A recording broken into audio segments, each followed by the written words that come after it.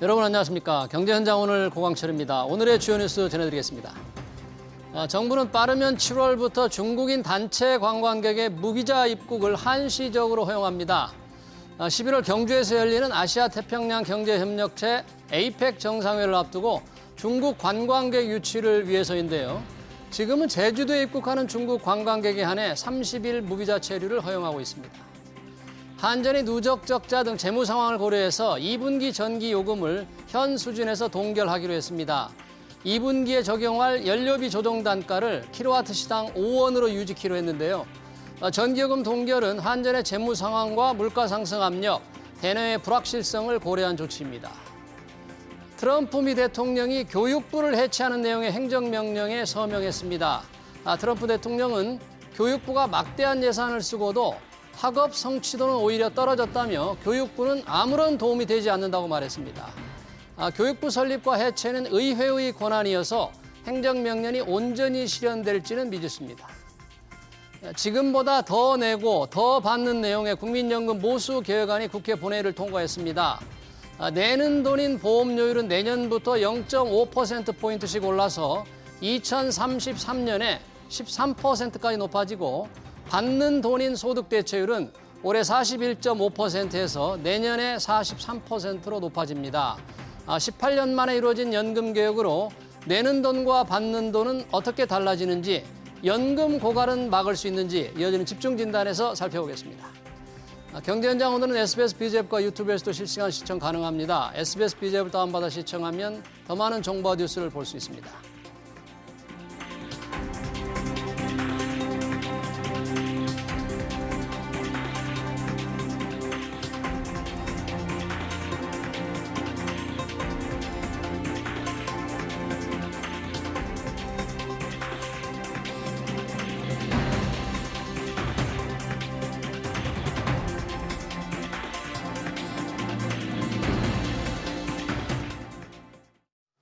네, 연금개혁안이 국회를 통과했죠. 내는 돈은 9%에서 13%로, 받는 돈은 40%에서 43%로 올라갑니다.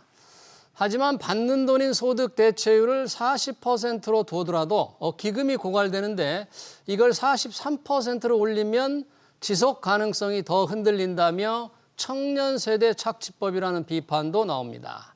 연금개혁 어떤 문제가 있는지 토론해 보겠습니다. 오건호 내가 만드는 복지국가 공동대표, 이영주 연금박사 상담센터 대표 나오셨습니다. 어서 오세요. 안녕하십니까. 여야가 어렵게 연금개혁안을 합의했습니다. 18년 만에 개혁이 이루어졌는데요. 내는 돈, 받는 돈 다 올라갑니다. 13%, 43%.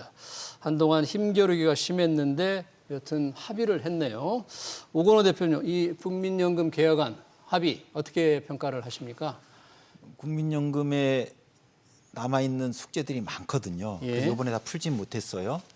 특히 이제 보장성에서는 아쉬움이 남습니다. 보장성이라는 금리도 게 불구하고 주는 돈. 예, 보험료율이 이제 9%, 13%로 올리는데 이게 무려 27년 만에 저희가 1998년에 보험료율이 9%에 도달하고 지금 계속 9%였거든요. 예. 초고령화가 진행되다 보니까 지속 가능성을 위한 대책이 필요했는데 이번에 올랐어요. 그런 면에서 보험료율 9% 벽을 넘어섰다는 의미에서 저는 긍정적으로 종합적으로는 평가합니다. 긍정적으로. 예. 아까 이제 아쉽다는 표현은 이제 43% 소득 보장 이 부분이 좀 아쉽다는 게 올라서 아쉽다는 겁니까? 덜 올라서 아쉽다는 거예요? 그러니까 보장성은 증진시켜야 되는데 그 국민연금의 보장성을 높이는 수단은 굉장히 많이 있어요. 그중에 이 43%는 명목소득 대체율이죠. 네. 40에 43으로 네. 오르는데 저는 이걸 올려서 보장성을 높이는 방안은 적절치는 않다는 생각이에요. 하지만 명목소득 대체율이 아닌 다른 방법, 예를 들면 가입기간을 늘리는 요번에 연금 크레딧, 군복무 크레딧, 보험료 지원, 그 부분 사실 한번 이런 네. 방안들이 중요했는데 이번에 개선은 됐습니다만은 기대에는 미치지 못했고 그거를 제가 말씀드린 네, 겁니다. 그 부분 한번 좀 자세히 조금 이따 한번 들어보기로 하고요. 우리 연금 박사님, 연금에 대한 워낙 국민들이 관심이 많아서 네. 상당히 그 많은 문의가 좀 있었을 것 같아요. 연금 개혁안이 되니까. 네네네. 혹시 어떤 걸 제일 좀 궁금해하는 분들이 좀 있었어요? 사실 지금 이제 보험료가 오르는데 언제 오르느냐, 언제 얼마나 더 내야 되느냐, 어. 그다음에 과연 내는 만큼 얼마나 더 받을 수 있느냐, 이런 실질적인 금액에 대한 문의들이 가장 많고요. 그래요. 그다음에 이제 좀 나이 드신 분들은 과거에 안 냈던 돈을 나중에 내야 하는 추후 납부 제도를 고민 중이시거든요. 추후 네, 납부제도. 여기 과거에 안 냈던 기간 동안의 내용을 이제 낼 수가 있는 건데 예. 이거를 지금 하는 게 좋은지 아니면 개혁이 된 이후에 하는 게 좋은지 예. 이런 부분 시점에 대한 고민을 좀 많이 하고 계시는 것 같습니다. 그러면 과연 가장 궁금한 이제 어느 정도 올라야 되고 언제부터 오르고 얼마나 받는지 네. 그 부분도 조금 자세히 하고 이번 개혁안이 그대로 국회를 통과해서 시행이 되면 그동안 가장 우려했던 게 연금 기금 고갈 문제였잖아요. 예. 그거를 조금 우리가 막아보기 위해서 그동안 연금 개혁안을 논의를 했는데 이제 어떻게 되는 겁니까? 이렇게 되면. 그러니까 워낙 우리 연금이 수지 적자가 크다 보니까 네, 적자가. 한 방에 네. 기금 소진의 문제를 많이 해소할 수는 없습니다. 예. 근데 이번 개혁으로 가장 최근 추계에 의하면 현행 국민연금이 2056년에 기금이 소진될 전망이었거든요. 56년인데. 네, 근데 이번 개정안이 시행되면 2064년 그래서 한 8년 정도 네. 기금 소진 시기를 뒤로 늦춥니다. 네. 그래서 완전히 해결한 건 아니지만 일단 지금보다는 조금 여유를 가지게 됐다. 그런 면에서 예. 재정 안정화에서도 일정한 개선이 있었습니다. 연도별 적자, 내는 돈과 받는 돈이 적자로 바뀌는 시점도 조금 늘어나는 거죠. 당연히 뒤로 수지 미뤄지는 적자 거죠? 시점도 2041년에서 48년으로 조금 늦어지고 늦어지고. 소진 시점도 늦어지고. 예. 근데 이제 보는 시각에 따라 예. 그럼에도 불구하고 여전히 다 해결한 건 아니지 않느냐. 라는 이제 입장에서 보시면 부족하고 비판할 수 있고요. 비판. 그래도 기존보다는 나아졌다라고 보면 이제 개선이라고 볼 수 있는 겁니다. 네, 연금 보험료를 9% 벽을 깨고 이제 13% 올리니까 예. 나아졌다. 자, 그렇게 해서 9%에서 13%로 올라가고 소득 대체율은 41.5에서 43% 올라가는데 구체적으로 네. 내는 사람들이 느끼는 돈 얼마 일정한 소득 기준으로 한번 예를 들면 네. 어떻게 달라지는 거예요? 그 보건복지부 자료를 보니까요. 네. 그 월 소득 309만 원인 직장인이 40년간 국민연금을 가입하고 예. 65세부터 연금 받는 케이스를 보니까요. 예. 월 소득 309만 원을 지금 예시로 잡은 이유는 뭐냐면 현재 국민연금 가입자의 평균 소득 월액이 309만 원입니다. 올해 기준으로. 평균 소득. 가장 평균적으로 소득을 갖고 있는 사람들이 올해는 309만 원의 9%를 보험료를 내야 되기 때문에 예. 약 27만 원 정도의 보험료를 내야 되지만 네. 내년부터는 9.5%로 오릅니다. 네. 그렇게 되면 보험료가 약 29만 원 정도로 오르거든요. 예. 그러니까 비율로 보면은 퍼센트 포인트로는 0.5% 포인트가 오르는 거지만 비율로 보면 약 5.6% 정도 보험료 인상이 되는 것이고요. 예. 이것이 이제 매년 0.5씩 인상이 되면서 실제로 한 2033년이 되게 되면 13%까지 인상이 되게 되어서 예, 얼마 되는 월 거예요? 소득 300만 원 정도인 사람이 한 40만 원 정도의 보험료를 40만 부담하게 원. 되는 것이죠. 네. 실제 자료를 보니까 그래서 지금 기존에 예. 현재 제도대로라면 예. 내시는 보험료의 총액은 한 1억 3,300만 원 정도를 내고 네. 그리고 연금으로 받을 때 소득 대체율 40%를 적용하면 네. 약 2억 9천만 원 정도를 받게 되는데 네. 만약에 이제 개정된 안대로 내신다면 보험료의 13%로 더 높여서 내는 것이고 네. 대신 받는 돈도 약간 올라가거든요. 그래서 1억 8천만 원 정도로 내는 돈은 한 5천만 원 정도 늘어나고 더 내게 되고. 예, 대신에 받는 돈도 약 2천만 원 정도가 늘어나서 3억 예. 1천만 원 정도를 받게 되는 구조가 나옵니다. 어. 원래는 이제 더 많이 내고 예. 뭐 그냥 받는 금액은 오히려 줄어드는 구조가 이제 개혁의 본질이었다면 이번에 개혁 여야가 타협을 하면서 받는 돈도 좀 더 받자라고 해서 사실 뭐 낸 돈 대비 많은 돈을 받는 건 아니지만 예. 그래도 더 내는 것에 대비해서 받는 돈이 약간 늘었다라고 보시면 되겠습니다. 네. 혹시 나이에 따라서 조금 세대별로 다를 수 있나요? 네, 지금 원래 그 안이 보험료율을 올리는 것이 실제로는 그 세대별로 50대 이상은 1년에 1%씩 올리고 예. 40대, 30대 나눠서 원래 그 정부안이었는데 그 안은 이번에 실현되지 않았고요. 연령 관계없이 동일하게 내년부터 0.5%씩 오르기 때문에 사실 뭐 이제부터 납부하시는 부분에 대해서는 연령 관계없이 보험료율은 동일하게 내셔야 되는 것이고 받는 금액도 소득 대체율도 지금 현재 41.5%인데 내년에 뭐 42%, 후년에 42.5% 이렇게 차등으로 천천히 올라가는 것이 아니라 바로 내년에 바로 43%를 적용하기로 했기 때문에 뭐 차이 없이 그냥 받을 수 있는 것 같습니다. 네, 그러네요. 당초 여야가 지금 협상 힘겨루기를 할 때 여러 가지 조금 이견이 있었는데 그중에 좀 논란이 됐던 게 인구 구조 변화 등에 따라서 좀 인상률을 조금 연금 인상률을 낮추는 자동 조정 장치를 가지고 여당이 좀 주장을 하다가 이번에 이제 뭐 나중에 얘기하자 이렇게 좀 미뤄놨잖아요. 이 부분은 어떻게 평가를 하세요? 이제 후속으로 연금개혁특위가 예. 발족하면 아마 거기서 핵심 의제로 다룰 것 같은데 자동 조정 장치는 이제 다른 나라에서 많이 도입을 했어요. 그 목표는 자동으로 연금의 재정 균형을 달성하는 그런 시스템이거든요. 근데 한국은 지금 굉장히 국민연금 재정 불균형이 커요. 그래서 보험료는 13%로 올렸는데 사실 이걸로도 재정 지속 가능성이 충족되진 않거든요. 그러니까 정부가 하나를 더 여기다 집어넣은 거예요. 미래 급여를 사실상 깎는 자동 조정 장치를 집어넣은 겁니다.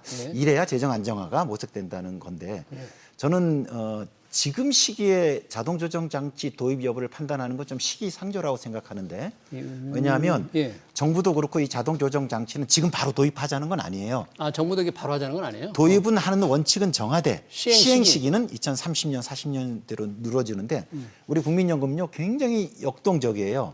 뭐냐 하면 굉장히 거대 기금을 가지고 있기 때문에 이 기금 수익이 어느 정도 생기느냐에 따라 미래 재정 안정화의 추이가 많이 달라질 수 있거든요. 그리고 또 재정의 안정화 수단으로는 나중에 이제 우리가 기대금이 계속 더 늘어날 테니까 받는 연령, 수급 개시 연령을 뒤로 늦출 수도 있고요. 또 보험료율에 대한 국민들의 인식이 좀 더 바뀌면 추가 보험료율 인상도 논의할 수도 있죠. 이 모든 것들이 재정 안정화 수단이거든요. 그러니까 앞으로 10년이든 20년 후든 이런 다양한 재정 안정화 수단이 실제로 실효성 있게 진행할 수 있는지 여부를 판단하고 그럼에도 안 되면 자동 조정 장치를 탑재하다 이런 논의 수순이어야 되는데 미래에 탑재할 것을 지금 미리 자동 조정 장치를 집어넣자고 하니까 굉장히 반발이 큰 거거든요. 야당의 안 그래도 반발도 지금 있고. 국민연금에 숙제가 많은데 그래서 저는 이를 풀어가는 실마리를 만드는 순서에서 보면 이 연금개혁특위에서 자동 조정 장치 논의는 할 텐데 교통경기를 이렇게 했으면 좋겠어요. 어떻게요? 자, 요거는 10년 후에 재논의한다. 지금 10년 후에 당장은 다시 논의할 논의한다. 필요가 없다. 이런 식으로 해서 계속 결정은 못하면서 되풀이되는 게 대단히 소모적인 논쟁 방식이거든요. 저는 그렇게 해서 좀 뒤에 논의하는 것으로 교통정리가 됐으면 좋겠어요. 네, 그러네요. 자, 이 자동조정장치 여당이 이제 강력하게 밀어붙이다가 조금 이따 논의하자. 뭐 구조개혁 특위에서 얘기하자 이렇게 이제 밀어놨는데 이런 부분 이제 그렇게 좀 평가를 해주셨고 아까 이 소득 대체율이 내년에 43%로 올라간다는 것은 내년에 보험료를 내는 분들이 43%를 받는다는 거죠. 지금 맞습니다. 받는 분들은 해당이 안 되는 거죠. 네, 이미 납부를 완료했거나 연금을 받고 계신 분들에게는 전혀 영향이 없고요. 소득 대체율이 변화된다는 것은 납부하는 시점에 소득 대체율을 적용하는 것이거든요. 그러니까 우리가 국민연금이 88년도에 시행되면서 88년도에 소득 대체율은 70%였습니다. 그러니까 88년도에 납부하신 분들은 그 해 납부한 금액에 대해서는 소득 대체율 70%의 연금액이 확정이 되는 것이고 확정이 돼 있고. 그다음에 98년도에 60%로 낮아졌거든요.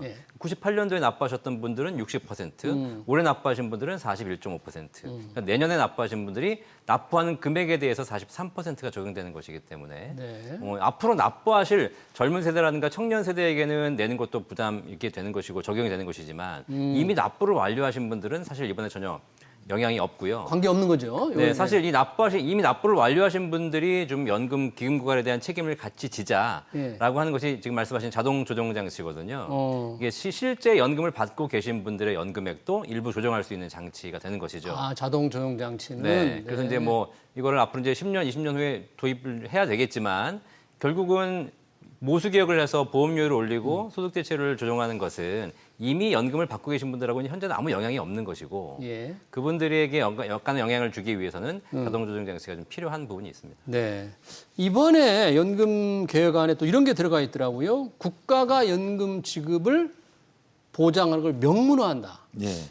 지금은 없잖아요. 국가 지급 보장 명문화가 안 돼 있는데 실질적으로 뭐 국가가 모자라면 대주겠지 하는 기대감은 있지만 명문화하는 것도 다른 차원의 문제인데 이 부분 이렇게 국가가 다 책임을 져야 합니까 이거? 그러니까 지급 보장을 법에 명시하는 게 참 이 한국 국민연금의 특수한 현실을 반영하는 건데요.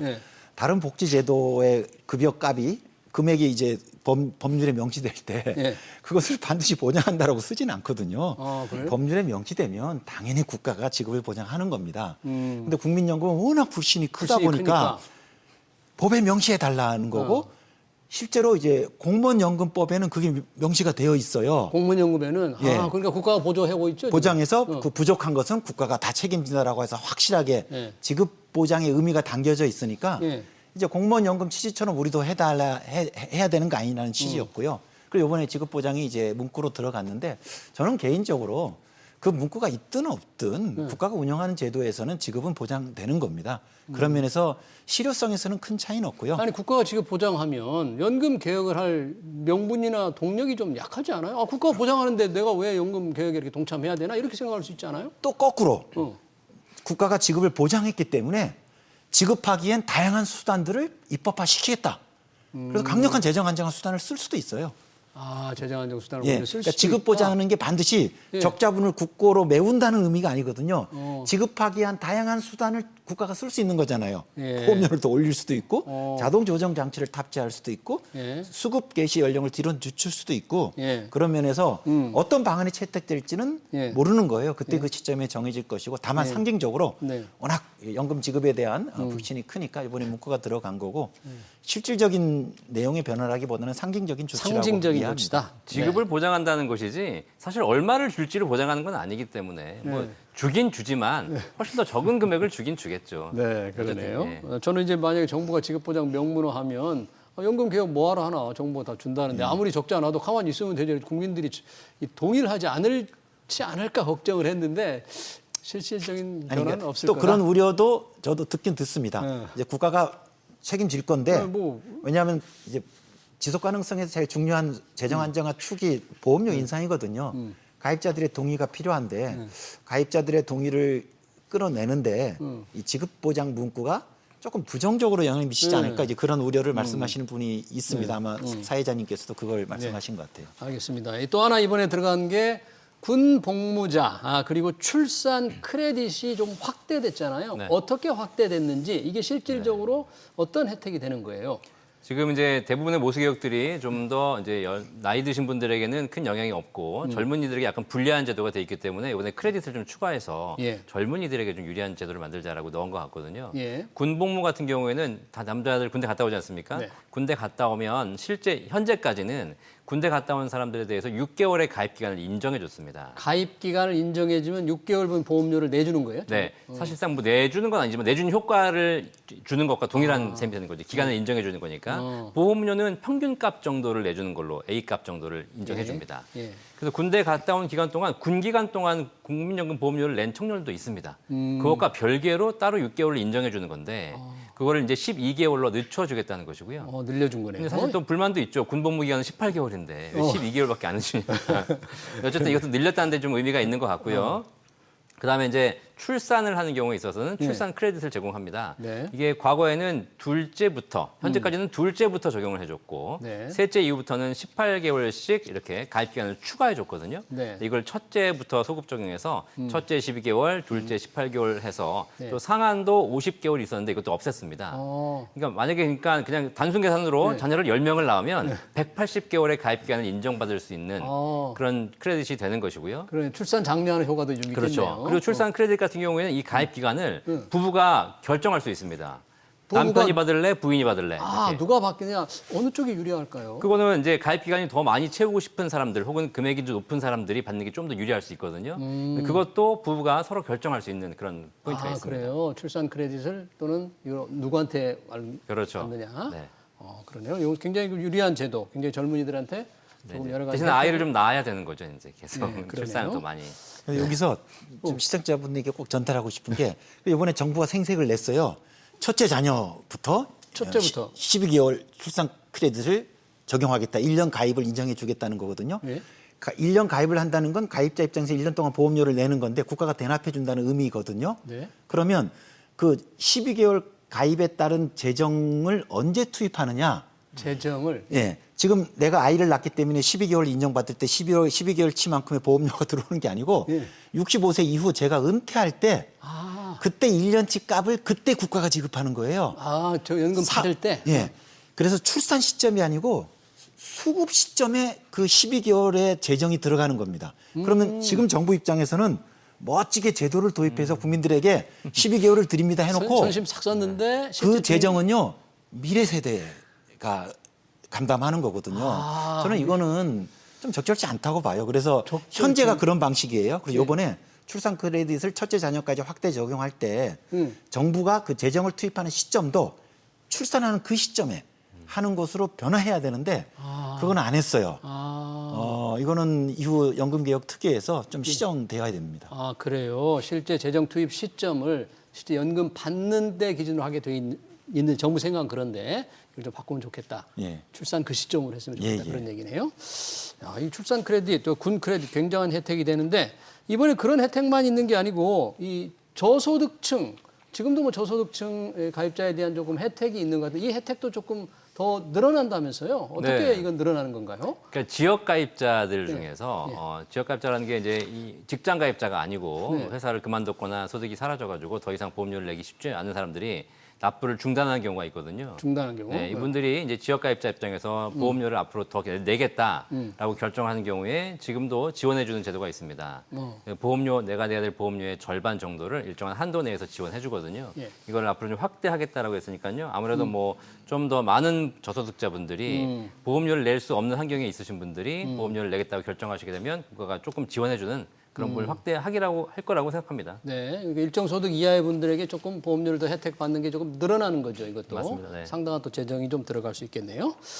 자, 정부가 이번에 이제 여야가 합의하면서 연금 특위 구성을 하고 재정 안정화 조치 또 여러 가지 구조 개혁을 논의하기로 했습니다. 근데 모수 개혁도 정말 어려웠는데 이 구조 개혁을 논의하기로 했는데 앞으로 논의 과정에서 꼭 이뤘으면 하는 것 또는 논란이 될 수 있는 건 어떤 것들이 있을 수 있을까요? 이번 국민연금 모수 개혁에서는 이제 보험료율 소득 대체율이 핵심이었어요. 예. 이제 그게 1달러 매듭이 졌고 이번에 부족했던 게 그 보장성이거든요. 결국은 이런 그 법정 의무 연금들은 우리 시민들의 노후를 보장하는 건데 예. 국민연금만으로 노후를 보장하기는 지금 어려워요. 옛날에 우리가 수명이 짧았을 때는 국민연금이라는 단일 제도로 적정한 보장을 제공해 줄 수 있었는데 지금은 25년 이상 수급 기간이 되거든요. 예. 그리고 다행히 다른 나라도 그렇고 우리도 그렇고 국민연금 외에 기초연금, 퇴직연금이라는 법정 의무연금이 하나, 두 개가 더 있어요. 기초연금과 퇴직연금. 저는 연금 삼총사라고 하는데 이런 예. 연금 삼총사 보장성 전략을 이제 재설계해야 됩니다. 음. 그래서 국민연금은 좀 가입 기간을 늘리는 방식으로 하고요. 예. 이번 연금개혁특위에서 보장성을 손볼 때 제일 핵심은 저는 기초연금을 뽑습니다. 그래서 기초연금의 기초연금을. 급여 구조를 바꾸자. 지금 기초연금은 소득 하위 70%에 그렇죠. 적용이 되잖아요. 주는 거잖아요. 어떻게 바꿔야 되는 거예요? 그러니까 70%에게 대략 한 35만 원을 약간 감액 구간이 있습니다만은 대체적으로 정액을 지급하거든요. 그래서 네. 70% 노인에게 정액의 급여를 제공하니까 빈곤 노인의 소득 보장하는 데 있어서의 재정 효율성은 낮아요. 특히 지금 빈곤 노인들의 노소득 보장이 제일 절실하거든요. 네. 그래서 기초연금은 대상은 점진적으로 줄이더라도 금액은 좀 누진적으로 높여서 진짜 어려운 노인들, 다른 노후 수단이 없으시거든요. 예. 이분들한테는 기초연금으로 적절한 노후를 보낼 수 있도록. 그래서 요 연금학계에서는 이런 거를 이제 최저보장소득이라고 이름을 부르는데 최저 보장소득. 이런 70% 대상 정액형의 기초연금을 대상은 하위계층으로 좁히되 금액은 대폭 올리는 최저보장소득으로 전환해서 우리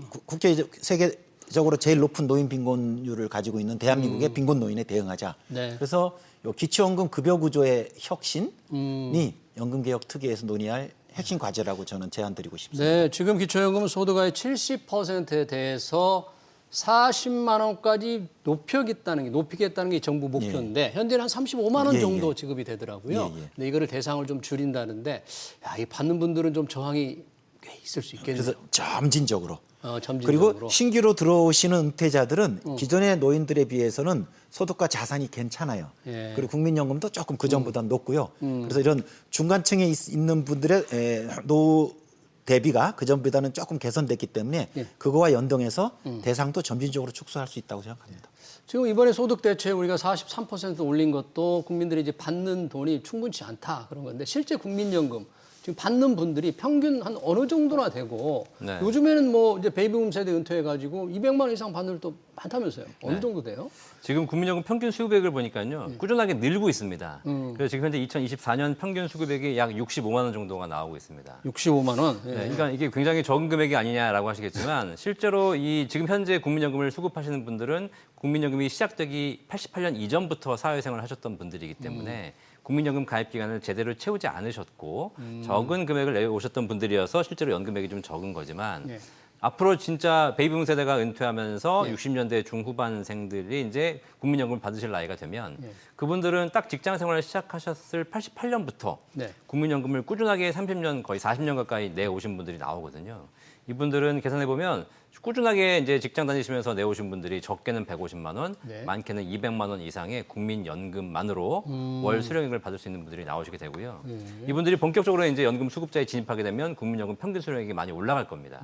그래서 이제 그런 부분에서 좀 200만 원 받는 분들도 꽤 많이 되겠죠. 지금 이미? 현재는 한 수급자가 한 5만 명 정도 된다고 합니다. 5만 명 200만 정도? 원 이상 받으시는 분들 계시고요. 예. 제가 실제 계산해 보니까는요. 앞으로 10년 정도 후에 예. 국민연금만으로 한 달에 390에서 400만 원 받으신 분이 나올 수도 있어요. 국민연금만으로 어떻게 그렇게 네. 받는 분이 나오죠? 이게 40년을 완납하신 분들이 나오시게 되고 예. 거기다가 이미 계속 가입을 통해서 연금 받기 전까지 추가적으로 불입하는 경우도 가능하고요.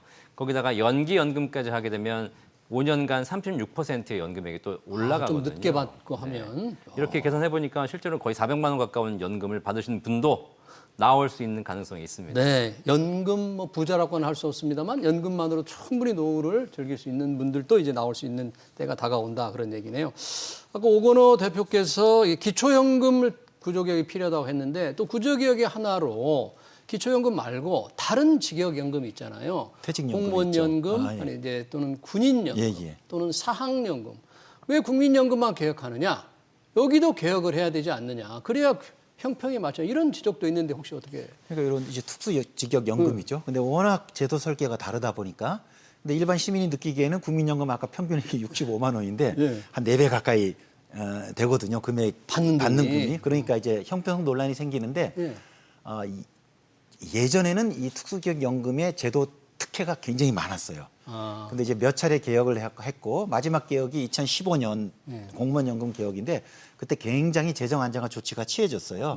그래서 일반 시민들은 받는 금액만 보면 굉장히 무슨 이제 그 형평성 문제가 있는 것 그러니까 같지만 너무 국민연금 적고 좀. 근데 그 연금액은요 자기가 내는 돈 그리고 낸 기간에 따라 정해지거든요. 네. 공무원분들은 일반 국민연금 가입자보다 오래 가입하세요. 고용이 안정돼 있으니까 오래 가입하고. 거의 2배 가입해요. 그리고 월급도 높아요. 그럼 2배 높아요. 네. 그러면 내는 거 2배, 내는 기간 2배면 2 곱하기 2 하니까 받는 금액도 4배가 나오는 거죠. 그래서 지금 현재 특수직역연금과 일반 국민연금의 차이는요. 제도 그 자체의 혜택에서의 차이라기보다는 노동시장의 지위의 차이예요. 고용이 그래요? 안정되어 있고 그다음에 임금이 높기 때문이거든요. 예. 근데 그럼에도 불구하고 두 직역이 다른 연금 제도로 있는 건 국민 통합엔 도움이 되지는 않는다고 봅니다. 그렇죠. 그리고 지금은 공무원연금 또는 군인연금에 정부가 막대한 예산으로 그렇죠. 지원해 주잖아요. 이미 적자니까. 예. 거기는 많이 지원하고 국민연금은 그렇지 않으니까 아까 말씀하신 통합에도 안 좋고 그렇죠. 형평에 안 맞는다. 거기도 손을 대야 되지 않나요? 저는 그래서 지금 공무원연금을 이렇게 하는 것보다는 그냥 국민연금에 다 가입하시도록. 그래서 이런 특수직역 종사자들도 일반 시민처럼 국민연금 체계, 국민연금, 그 안에? 기초연금, 퇴직연금 안으로 들어오는 제도 단일화의 방식으로 개혁이 이루어지기를 바랍니다. 그러면 깔끔해요.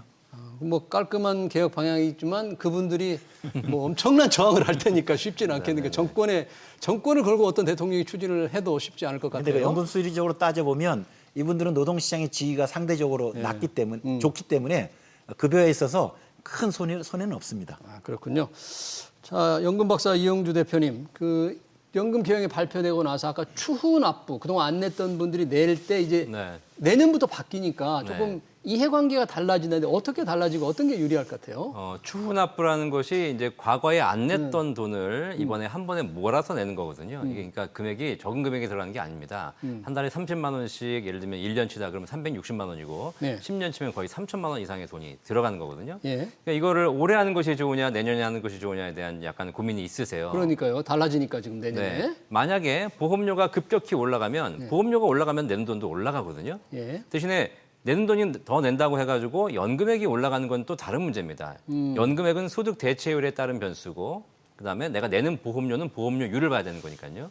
보험료율이 많이 올라가는데 소득 대체율이 안 올라간다. 그러면 당연히 빨리 하실수록 좋은 거고. 빨리 하는 게 좋고. 반대로 보험료율은 천천히 올라가는데 소득 대체율이 빨리 올라간다. 네. 그러면 기다렸다 하는 게 더 유리할 나이에 따라서 다르다 그런 얘기인가요? 약간의 차이는 있습니다만은 큰 차이는 없고요. 내는 금액에 따라 약간의 차이는 있습니다. 금액. 고소득자이냐 저소득자이냐. 그런데 제가 좀 대략적으로 계산해 보니까 보험료율이 내년에 0.5% 올라가는데 네. 소득 대체율이 41.5에서 43%로 바로 뛰거든요. 그렇죠. 그렇기 때문에 사실 올해 하는 것에 비해서 내년에 하는 것이 약간은 이것저것 따져봤을 때 유리한 개념이 나오긴 하더라고요. 내년에 하는 게. 예, 왜냐하면 또 추후 이제 납부 내년에 그렇죠. 하는 게. 1년이라는 또 기회 비용도 있고 그 기간 동안 내가 여러 가지 다른 걸 하실 수도 있는 것이고 예. 또 추후 납부라는 것이 했다가 혹시라도 문제가 생기면 또 돌려받지 못하는 그런 금액이 있기 때문에 여러 가지 차원에서 봤을 때 뭐 올해 하셔도 되겠지만 내년에 법 개정되는 걸 보면서 하시는 것도 뭐 그렇게 나쁘지는 않아 보이는 것 같습니다. 네, 혹시 오건호 대표님 추가로 좀 뭐 더 덧붙일 말씀 없으실까요? 추후 납부에 대해서. 네.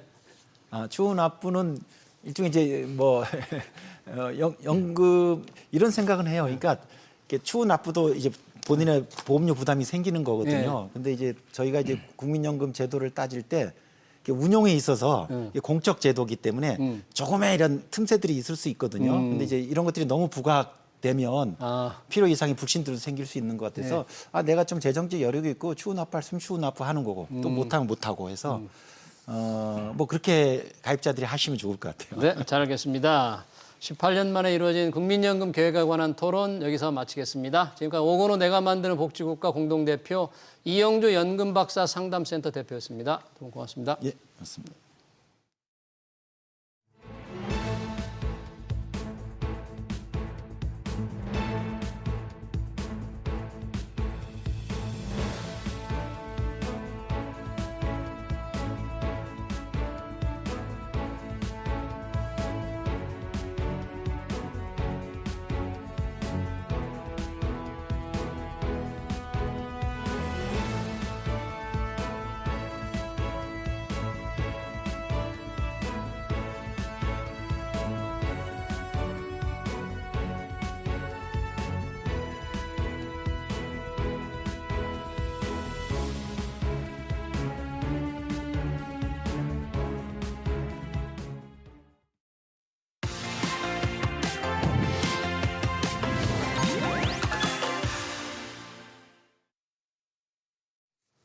네, 오늘 들어 40%나 떨어진 테슬라 주식을 하워드 러트링 미 상무부 장관이 TV 방송에 출연해 사라고 추천해서 논란이 일고 있는데요. 그런 와중에 월가에서 유명한 테슬라 강세론자까지 목표 주가를 낮추고 있습니다. 테슬라 주가는 최근 살짝 올라오는 듯한데요.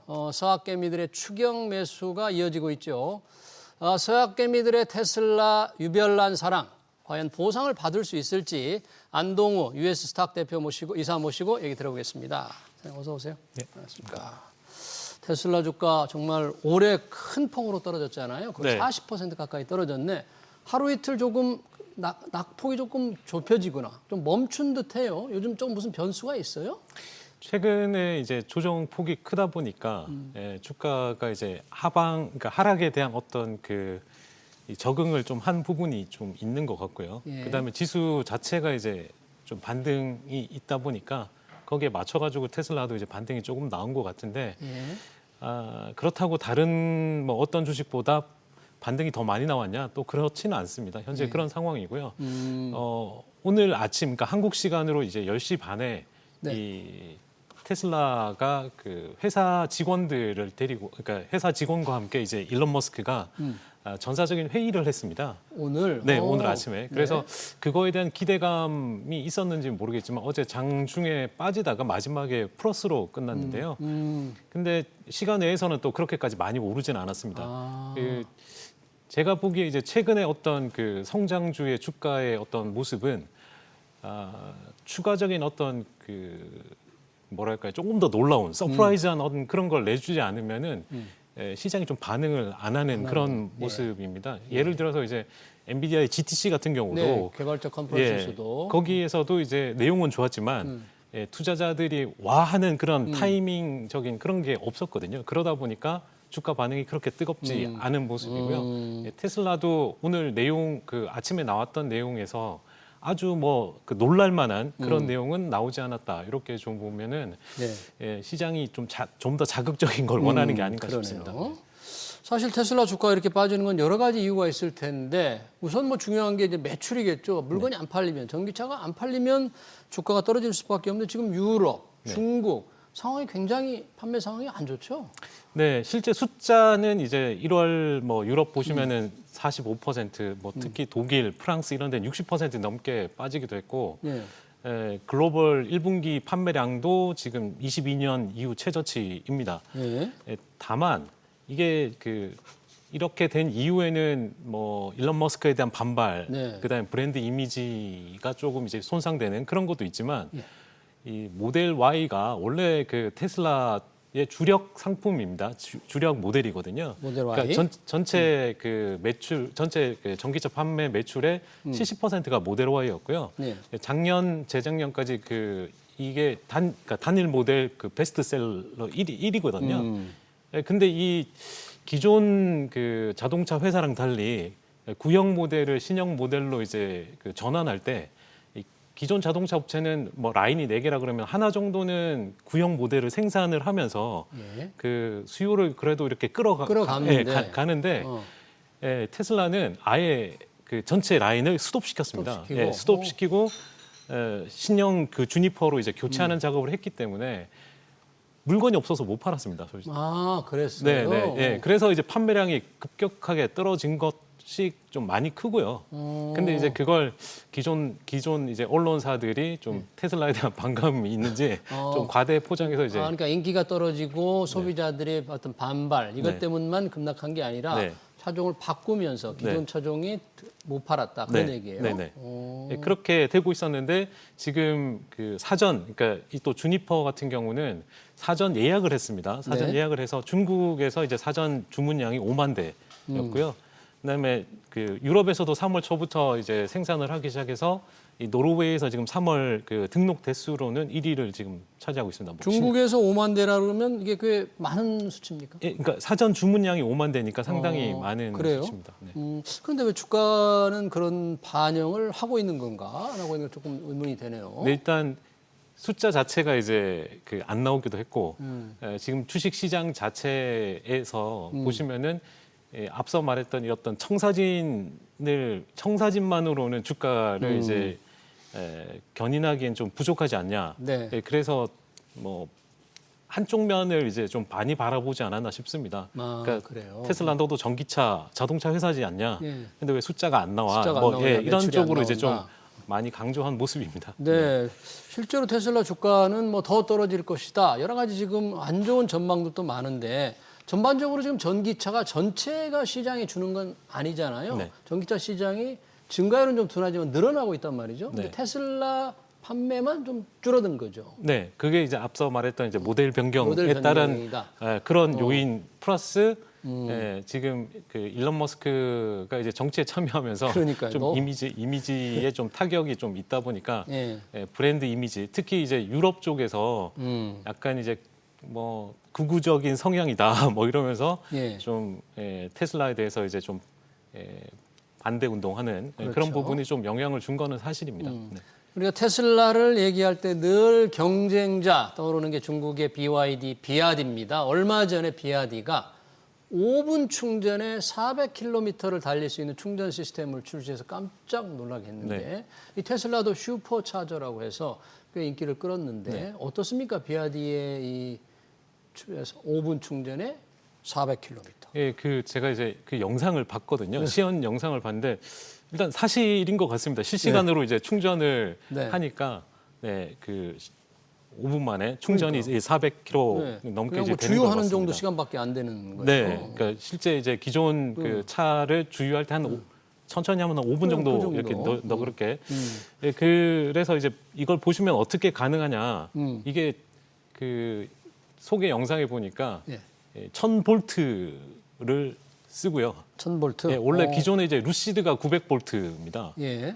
그 1000볼트에다가 예. 그 암페어를 이제 1000암페어를 넣어가지고 그 출력을 1000kW 즉 1메가와트로 완전 고압 고전으로 이제 충전을 시키는 건데 예. 이게 모든 차에 되는 게 아니고 예.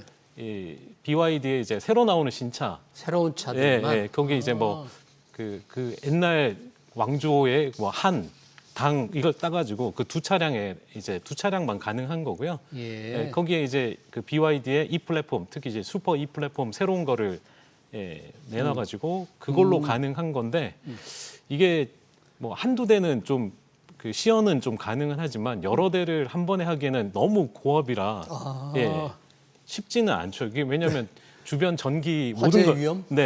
가져오기도 하고 예. 그리고 뭐 저희가 스마트폰 써보시면 알겠지만 요즘 그 고압으로 그 핸드폰 이제 초고속 충전을 하게 되면은 예. 중간에 어느 정도 충전되면 시간이 이제 늘어나잖아요.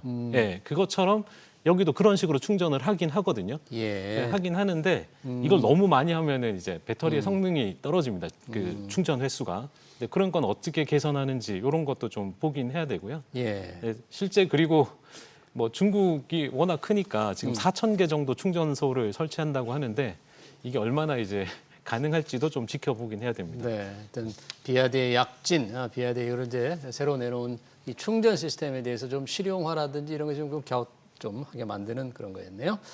여튼 경쟁자 비아디와 늘 비교할 수밖에 없는데 그런 상황에서 테슬라에 대한 이 목표 주가를 낮춘 곳이 나왔습니다. 월가에서 아주 유명한 테슬라 강세론자라고 하죠. 모건 스탠리의 애덤 조나스. 뭐 430달러에서 10달러 낮췄다고 하는데 네. 이렇게 그동안 목표 주가가 높았어요. 지금보다 거의 배가량 되네요. 네, 기존 이제 목표 주가 이제 500까지 간 적도 있는데 네. 좀 낮춘 상태고요. 그 낮춘 데는 지금 앞서 봤던 네. 그 내용들이 이제 차량이 올 한해 어차피 3월에 그 출시가 됐기 때문에 그 2025년에 과연 200만 대 못할 가능성이 높지 않습니까? 작년에 180만 대였거든요. 네. 그럼 200만 대 못하는 부분, 그것도 좀 영향을 좀 받은 것 같고. 판매. 그리고 이제 최근에 어떤 브랜드 이미지도 영향이 좀 있는 것 같습니다. 근데 다만 이제 그 모건 스탠리의 아담 조나스 같은 경우는 그 테슬라를 FSD와 이제 그 AI 기업으로 좀 봐서 목표가가 좀 높은 상태이고요. 그렇군요. 다른 곳은 또 200달러가 안 되는 목표가도 상당히 많습니다. 그래요? 네, 200달러가 안 된다. 목표 주가가. 이렇게 지금 현재 주가가 쭉 떨어졌잖아요. 이렇게 떨어진 상태로 보면 그럼에도 불구하고 주가 수익 비율이 PER이 지금 여전히 100배 정도 되는 거죠. 네, 기존 TTM으로는 네, 그렇습니다. 기존 TTM으로는 미래 수익을 반영하면 더 낮아질 수도 있는 약간 이제 조금 낮긴 한데요. 이게 이제 테슬라가 지금 200 뭐 그냥 200이라고 가정하고 200달러로 보면 그 EPS 기준으로 보면은 이 테슬라를 100배로 주면 그 전기차 부분으로는 한 50 뭐 한 5, 6달러 뭐 그 정도 수준이거든요. 그래서 나머지 소위 그 나머지 주가 그 지금 한 150 정도는 대부분 2030년에 뭐 그 로보택시가 가져올 미래 수익을 다 이제 할인해서 당겨온 부분입니다. 그리고 400 뭐 목표가를 400을 잡는 분들은 그게 이제 좀 더 커진 거라고 보시면 될 것 같고요.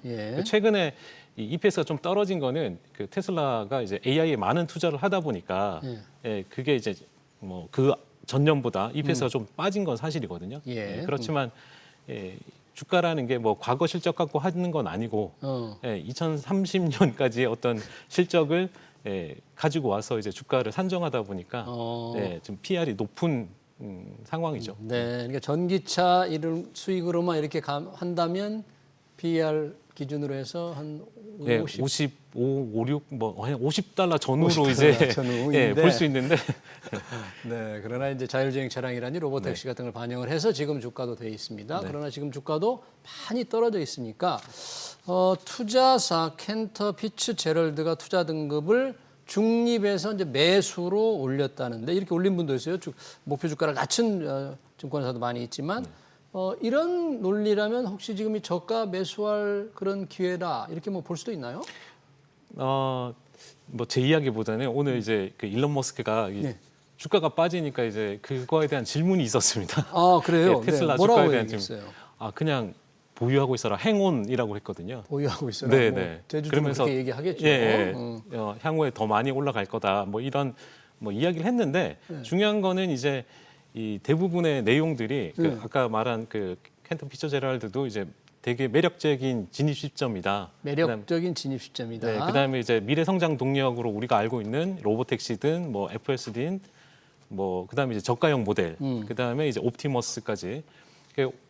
오늘 그 옵티머스에 대해서도 이제 그 손의 자유도가 22까지 이제 늘어난 그 발표한 그 모델을 이제 생산하기 시작했다고 합니다. 그래서 일단은 좀 기대감을 좀 가지면 좋을 것 같고요. 근데 이제 켄터 피츠제럴드라는 이 증권사는 앞서 이제 그 설명하신 상무부 이 루트닉 장관의 CEO 전 CEO였습니다. 여기가. 하워드 루트닉 장관이 이 켄터 피츠제럴드의 CEO를 했다. 네. 그리고 나서 이제 간 거라.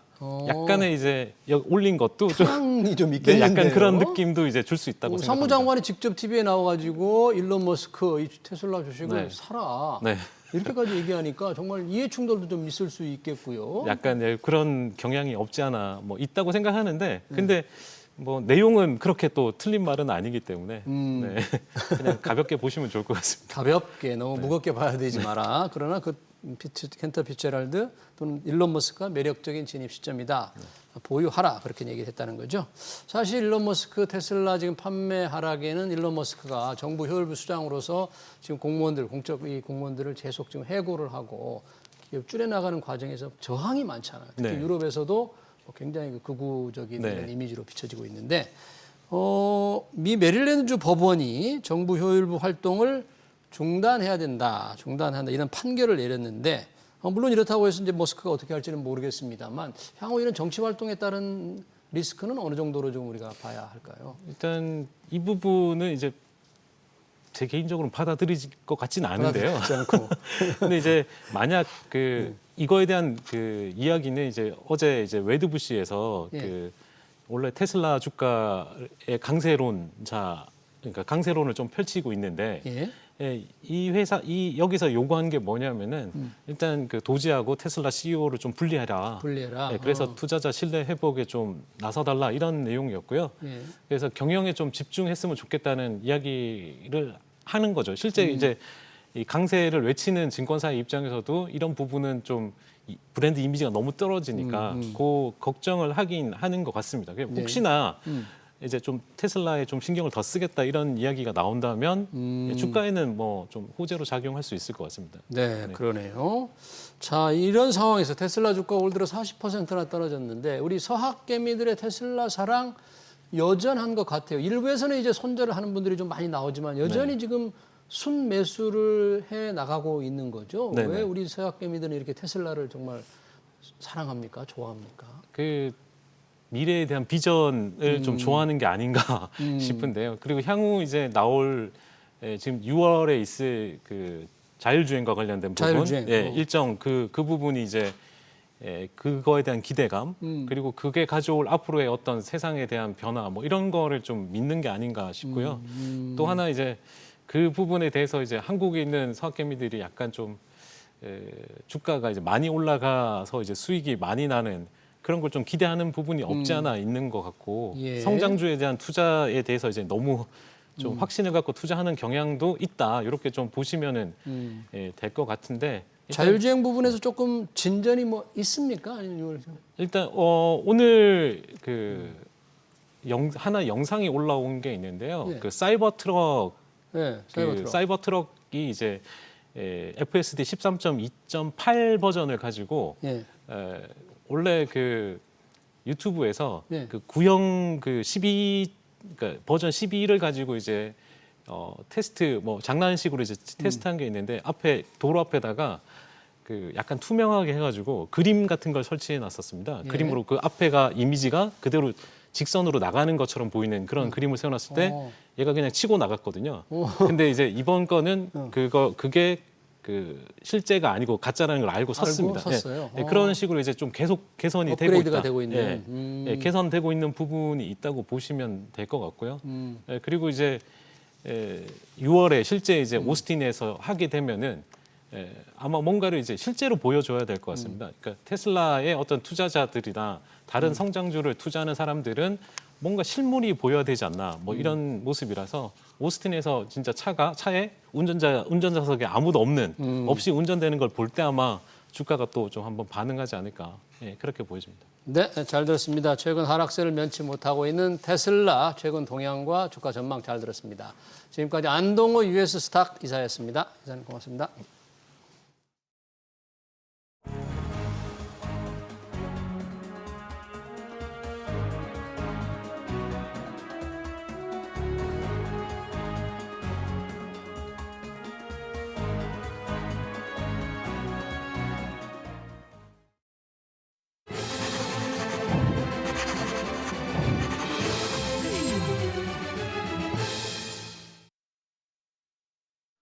네, 국민연금 개혁안이 국회를 통과했습니다. 18년 만에 이뤄낸 성과입니다.